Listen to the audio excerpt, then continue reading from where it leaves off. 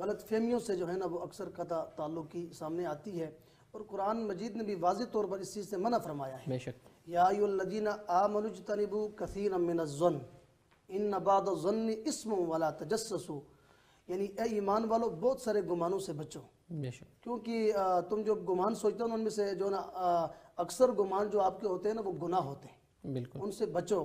اب ایسا ہوتا ہے کہ ہم اپنے پاس بیٹھ کر، اپنے گھر میں بیٹھ کر، اپنی جگہ پہ بیٹھ کر دوسرے کے متعلق رائے قائم کر دیتے ہیں۔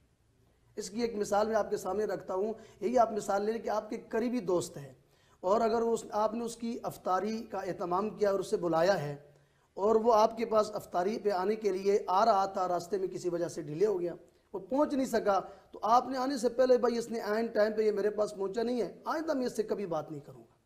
یعنی آپ 100 رائے قائم کر لیتے ہیں، اور کیا سے کیا کچھ اس کو نہیں کہتے بھائی میرے سارے لوگ پہنچائیں اور فلاں بندہ نہیں آیا ہے، میں اس کو نہیں معاف کروں گا، یہ لازمی اس کے دل میں کچھ بات ہے۔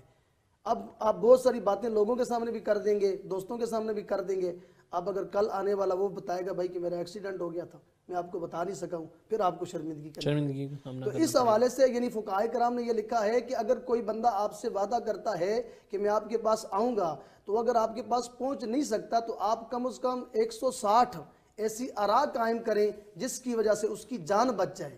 یعنی فقہائے کرام نے یہ لکھا ہے کہ اس کی جان بچ جائے، نہ کہ آپ فوراً ہی اس کے اوپر حکم لگا دیں اور گمان قائم کر لیں، بدگمانی کر لیں۔ تو بدگمانی سے اگر ہم بچیں گے، یعنی ہم یہ سوچیں کہ مومن کے لیے ایک آئینہ ہے، وہ میرے لیے کبھی بھی برا نہیں سوچ سکتا۔ اگر کوئی بندہ درمیان میں آ کر بتاتا بھی ہے کہ فلاں بندے سے، تو اس چیز کے بارے میں اللہ تبارک و تعالیٰ نے قرآن میں فرمایا کہ اگر تمہیں کوئی بندہ خبر دیتا ہے تو اس کی پہلے خوب تحقیق کر لو، اس کی یعنی وضاحت کر لو، اس سے پہلے اس پہ حکم نہ لگاؤ۔ ایک بندہ اگر آپ کو خبر پہنچ دی ہے کہ فلاں بندے نے میرے بارے میں یہ کہا ہے یا اس نے ایسا کیا ہے، تو آپ فوراً حکم کیوں لگاتے ہو؟ پہلے اس سے پوچھ لو بھائی آپ کو میرے سے کچھ تکلیف ہے، کوئی مسئلہ ہے، میں نے ایسی بات سنی۔ اگر وہ کہتا ہے نہیں ہے تو کشادگی کے ساتھ اس سے ملنا، کیونکہ جو قطع تعلقی کرنے والا ہے دیکھیے وہ بہت سارے یعنی نیکیوں سے بھی محروم ہو جاتا ہے۔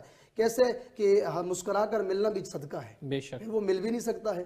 مہمانوں کی قدر کرنا یہ عظیم عمل ہے، اور اللہ کے نبی نے فرمایا کہ اکرم الضیف ولو کان کافرا، مہمانوں کی قدر کرو چاہے وہ کافر ہی کیوں نہ ہو۔ تو پھر جب آپ قطع تعلقی پہ آئیں گے، قطع رحمی پہ آئیں گے، تو پھر آپ کے پاس مہمان نہیں آئیں گے، نہ آپ کسی کے پاس جا سکیں گے، اور نہیں تو اور دعوت دینا بھی نبی کی سنت ہے، دعوت قبول کرنا بھی نبی کی سنت ہے۔ تو بہت ساری چیزوں سے آپ اپنے آپ کو محروم کر لیں گے۔